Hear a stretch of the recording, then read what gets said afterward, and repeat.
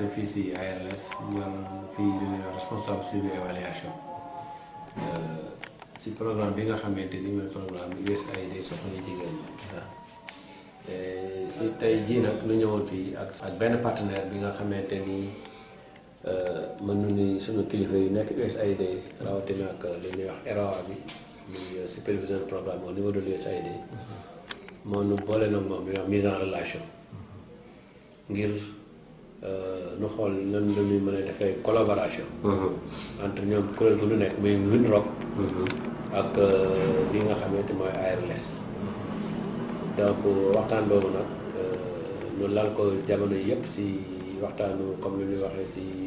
mail yi ngi nuy échanger tey jii nag nu waroon fi ñëw dem visite de terrain donc moo tax suba ba léegi nga gis ñu nekk diggante Thiénaba lu nekk diggante Thiénaba 5 ak Thiénaba Gare di visiter li ngay wax ay unités de transformation di visiter li ñuy wax ay femmes championnes ou ay femmes d'affaires si activités yi nga xamante ni duñ koy mëne mais aussi visiter waa li ñuy wax mooy la mutuelle d'épargne et de crédit de ARLS que la rajo Gindiku FM ñëw nag teeral la ko fii si bureau bi pour def benn waxtaan de synthèse si li nga xamante moom la ñu jot a gis si visite boobu. ban jàngat nga def ci visite bi. ñoom donc feedback bi ñu defal mooy wax dëgg yàlla kontaan nañu trop si visite bi te gis nañu la nga xam ne weertu sax seen jort ndaxte gis nañu vraiment ay femmes yu am solo yu engagé gis nañu fi ay activités yu am solo yu xamante ni femmes yu koy def femmes yu takku la. xam nañu processus bu ñuy utiliser pour le procédé bi ñuy utiliser suñu jëlee par exemple lu ñuy wax si. transformation wala mbirum daamaraas yi. gis nga liggéey bu metti la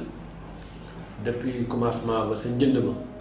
ba bu muy pare lu koy jaay gis nañu ni vraiment jafe-jafe yu si am yëpp si gàllankoor yi bokk na si aussi lu ñuy wax accès au marché donc yooyu ñu doon càmbar pour xool ñoom ñii seen kuréel gu nekk muy WinRock nan luy mën a fexe ba nga xamante ne am lëkkaloo pour permettre jigéen ñi. li nga xamee ne moom la ñuy def gën si gis seen njariñ muy accès au marché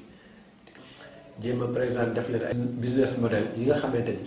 dina permettre en tout cas jigéen ñi ak seen yëngu-yëngu mu nekk njariñ si ñoom mais njariñ si askan bi donc ndaje bu am solo la visite bu am solo la te ñoom wax dëgg yàlla kontaan nañ si wane ak mbégte moom lu ñu wane parce que lu ñu gis ni ñoom nee na weesu na seen jort. kon xel dal la daal. waaw xel daal na parce que lu ñu jàpp mooy si réunion bu ñu terminé ak ñoom muy fit réunion bu ñu mujj def réunion de synthèse bi donc xam naa ni dans les meilleurs délais den fi ñëwaat ngir gën a càmbar yenn yi parce que comme ni ma waxee boo xoolee ARS si ñaari région la nekk muy Diourbel ak Thiès donc nekk si ay collectivités territoriales yu bëri mais tey jii suñu visite bi uniquement lépp mi ngi yem si commune de Thiénaba te si bu dee commune de Thiénaba mu defoon sax lu weesu ñetti unité parce que aussi lu na amoon problème de temps parce que xam nga rek jamono xataay bi te comme ñoom dañoo war a retourner à Dakar dina am benn réunion à partir de 16h donc loolu moo tax en tout cas nu tënk visite bi si quelques unités yi nga xamante ak ay quelques femmes championnes ou femmes d'affaires yi nga xam ne noo nekk au niveau de Thiénaba entre Thiénaba Seck ay Thiénaba Gare